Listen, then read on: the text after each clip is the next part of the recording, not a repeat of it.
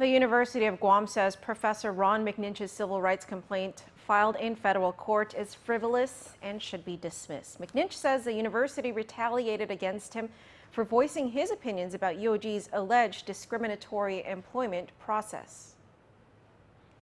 UOG Professor Ron McNinch's complaint dates back to 2006 when he says he was denied a promotion because he was an outspoken critic of the university.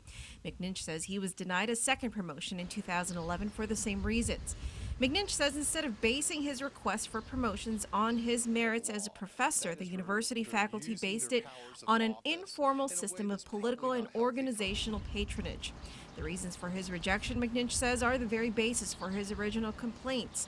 He says UOG is discriminatory in its hiring practices, and he says he pointed this out to the UOG faculty on numerous occasions. But instead of giving him a promotion, McNinch says he was viewed as a troublemaker, and derogatory letters about him were circulated to harm his reputation. UOG, however, says McNinch's complaints are frivolous, and they want the case dismissed. First, UOG says McNinch's suit is time-barred since he missed the 180-day deadline for the charge of discrimination for the EEOC filing. UOG also says that even if McNinch's complaint were timely, the case lacks evidence to indicate that the university discriminated against McNinch. The university says 2 to 4 years had passed between the time that McNinch voiced his opinions against UOG and the time he was denied a promotion.